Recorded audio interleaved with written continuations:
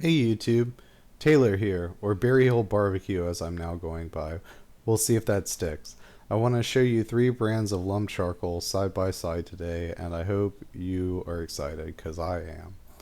The story goes, I went to my local grill store with my fiance. We like to support them, and certainly so in the time of COVID, local business and all.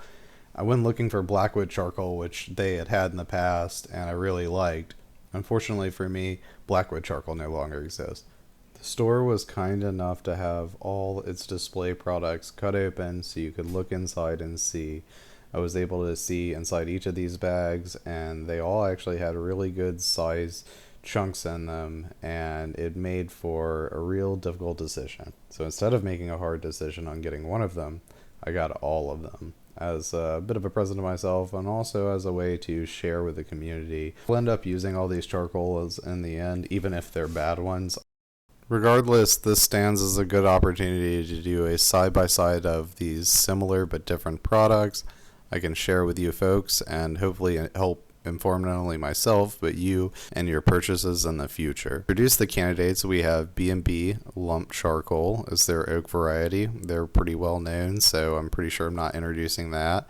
Jealous Devil, which I've seen a lot of on the internet but never in person. It is a very dense bag. We also have Fire and Society lump charcoal, which I have never heard of before I encountered it today, not even online. The chunks in the bag that they had on display were the largest ones I had seen. They're very light, and I'll mention that a bit later, but these are candidates for the side-by-side. So up front, I have to admit I'm not the biggest lump charcoal guy. While I like using it, I more typically use briquettes, and as a matter of fact I tend to use these really cheap briquettes that I can get on sale around July 4th, Memorial Day, holidays like that, where I can get for very cheap. So here I am pouring out everything. My intent was to do about a half bucket of each, pour them out.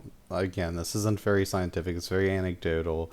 The best I could do is really measure a half bucket and pour it out and see what comes out. So this is representative of what's at the top of the bag and how it was when I picked it up at the store. So the lump charcoal from B&B is pretty consistent. It's fairly dense. I would say in the density of all of these charcoals, it was the middle of the line. Jealous Devil, which I'm pouring here, was certainly the most dense of all of them. The bag was the smallest, but it was pretty heavy for its size.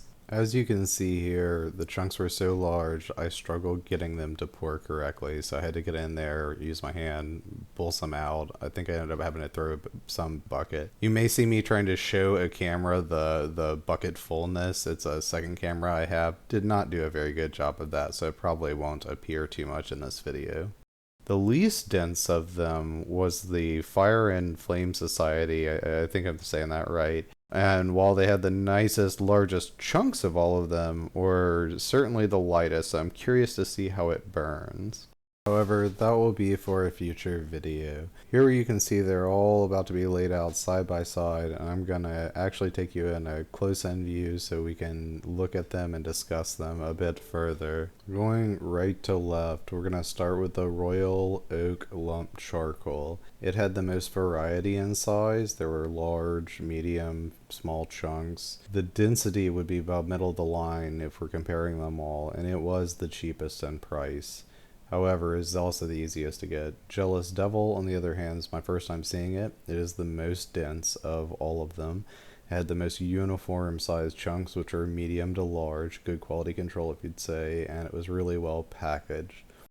Fire and Society is the least dense of all of these. It did, however, have the largest chunks. It was the same price as Jealous Devil, which is about $25. And I've never heard of the brand before, so I'm curious to see how it's going to work. I'm sure it'll burn, but will it burn long? Is the density going to affect how long it burns? I can't really do a scientific test. Well, you could do it. I mean, I am a scientist, but this is more anecdotal. When you talk about home cooking, I'm not setting up a bunch of different experiments that are going to tell me exactly what I need to know. This is just for fun and side-by-side comparison. So if you were to ask me which one of these charcoals I would buy again, I'd have to get back to you on that. They all seem really good, and I'll have to try them out side by side, or one after the other rather, in order to figure it all out, but I'm really excited to do so, and hopefully I can share that with you. Tomorrow, or the next upload I'll do, will be a video involving ribs and the Fire and Society charcoal. Thank you for watching.